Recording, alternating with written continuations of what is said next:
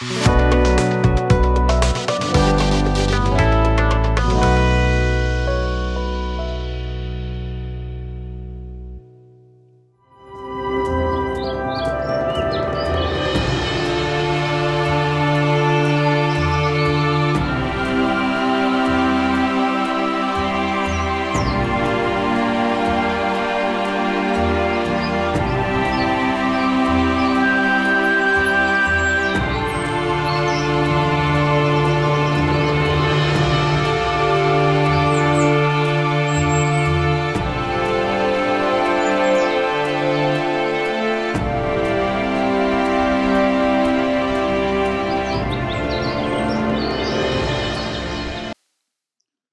जीशु ख्रीष्ट अति बहुमूल्य नाम संपर्क इंडिया द्वारा प्रस्तुत कार्यक्रम नुआ सकाल आशार आज अध्याय आपण मान स्वागत जनाए। प्रभु आपण मान प्रत्येक को बाहुल्य रूपे आशीर्वाद करंतु।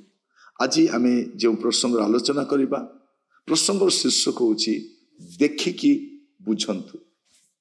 देखिकी बुझंतु गोटे विषय आपण देखिकी बुझा दरकार। एटा कौन या परे कौन घटवा जाऊँगी एटा कहीं घटुची आम देखिकी बुझा दरकार। आम अबुझा भाया रहा नहीं। बाइबल ये लिखा जाए पढ़ी बुझ एगुड़ाक कौन। बाइबल केतरा विषय खाली कुहे आम पढ़ा शुणा आ बुझा। द्वितीय तिमोथी तार 3 पर्व तार प्रथम 5 पर्व लिखा जाउछि किंतु यह जानी थाओ जे शेष काल रे भीषण समय उपस्थित हो। कारण लोक माने आत्मगर्वी धनलोभी आत्म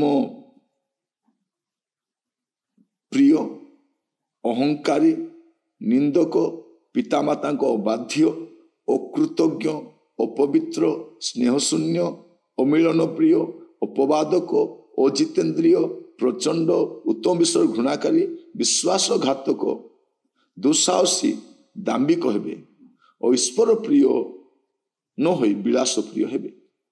से माने भक्तिर भेक धरती किंतु से शक्ति को अस्वीकार करती। एपरी लोक मानक ठारू अंतर हुओ।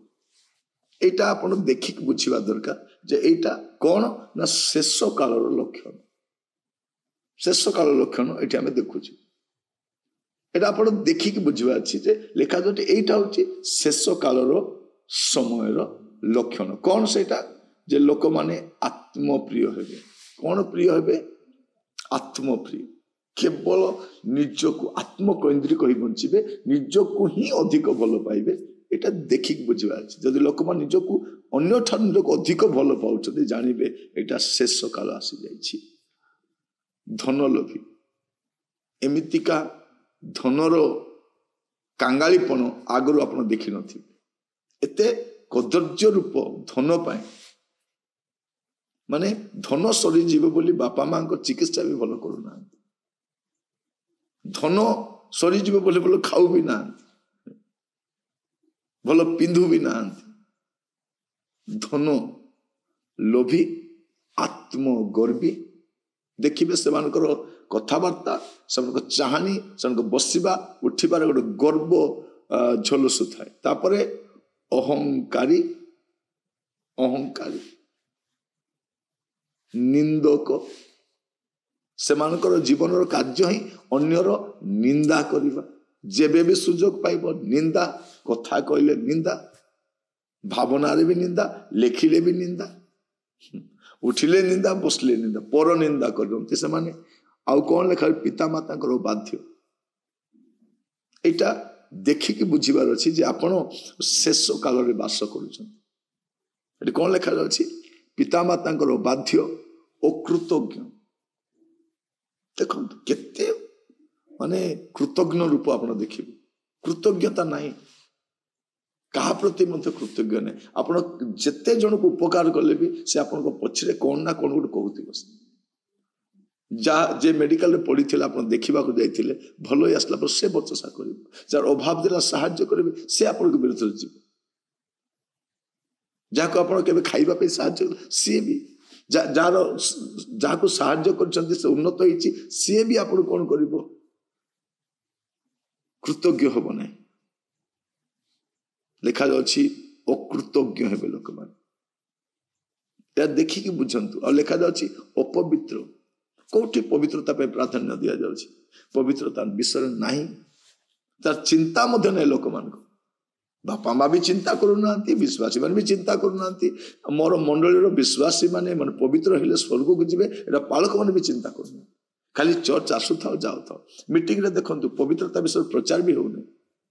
ଆପଣ ଦେଖନ୍ତୁ ପବିତ୍ରତା ବିଷୟ କହୁନାହାନ୍ତି। ତାହେଲେ ଆଉ ଥରେ ସେ ପବିତ୍ରତା ବିଷୟ କହୁଛନ୍ତି, ପୁଣି ସେଇଟା ଷ୍ଟାର୍ଟ କଲେ ସେଇ ପୁରୁଣା କଥା, ପବିତ୍ର ହୁଅ ପବିତ୍ର ହୁଅ। ଏଠି ଆମେ କଣ ଦେଖୁଛୁ? ଅପବିତ୍ରତା, ସ୍ନେହ ଶୂନ୍ୟ, ମାନେ ଛୁଆ ପ୍ରତି ସ୍ନେହ ନାହିଁ, ବାପା ମା ପ୍ରତି ସ୍ନେହ ନାହିଁ, ଅନ୍ୟ ପ୍ରତି ସ୍ନେହ, ସ୍ନେହ ଶୂନ୍ୟତା, ସ୍ନେହ ଶୂନ୍ୟତା, ସ୍ନେହ ମଧ୍ୟ ନାହିଁ। ବାପା ମାଙ୍କୁ ମେଡିକାଲରେ ପକେଇ ଦେଇ ପିଲାମାନେ ଆରାମରେ ବୁଲୁଛନ୍ତି, କଣ ମେଡିକାଲରେ ଅଛନ୍ତି ଦେଖୁଛନ୍ତି ଅନ୍ୟମାନେ, ସ୍ନେହ ନାହିଁ। ବାପା ମା ଆପଣଙ୍କୁ କାହା ହାତରେ ଛାଡିକି ବାହାରେ ଯାଉଥିଲେ, ନିଜ ପାଖରେ ରଖୁଥିଲେ।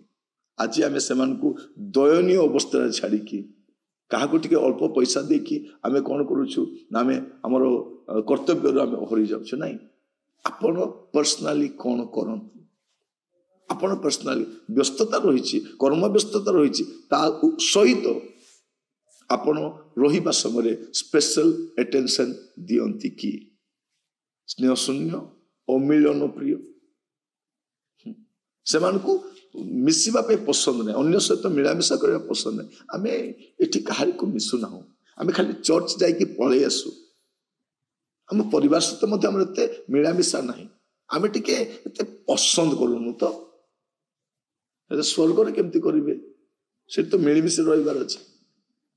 ଅମିଳନ ପ୍ରିୟ, ଅପବାଦକ, ଅଜିତେନ୍ଦ୍ରିୟ, ପ୍ରଚଣ୍ଡ, ଉତ୍ତମ ବିଷୟରେ ଘୃଣାକାରୀ, ବିଶ୍ୱାସଘାତକ। ଆପଣ ଦେଖିକି ବୁଝନ୍ତୁ, ଆପଣ ଦେଖିକି ବୁଝିବା ଦରକାର ଯେ ଆପଣ କୋଉ ସମୟରେ ଅଛନ୍ତି। ମୁଁ ଯାହା ଯାହା କହୁଛି, ମୁଁ ଏବେ କହୁଛି, ଏଇଟା ବହୁତ ଆଗରୁ ଲେଖା ହେଇଛି, 2000 ବର୍ଷ ପୂର୍ବରୁ ଲେଖା ହେଇ ସାରିଛି। କଣ ଲେଖାଯାଉଛି? ବିଶ୍ୱାସଘାତକ, ଦୁଃସାହସୀ, ଦାମ୍ଭିକ ହେବେ, ଈଶ୍ୱର ପ୍ରିୟ ନ ହୋଇ ବିଳାସ ପ୍ରିୟ ହେବେ। ଦେଖନ୍ତୁ, ଈଶ୍ୱର ପ୍ରିୟ କି ବିଳାସ ପ୍ରିୟ? ଟିଭି ପକେଇକି ବସିବା, ଏଟା ବିଳାସ ରହିବା। ମୋବାଇଲ ଧରିବା ବିଳାସ, ଭଲ ଖାଇବା, ବୁଲିବା।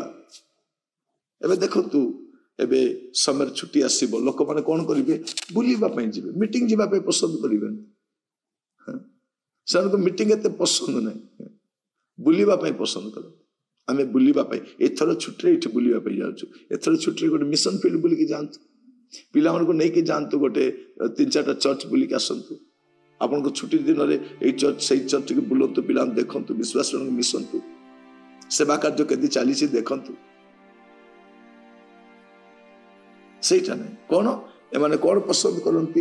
ବିଳାସ ପ୍ରିୟ।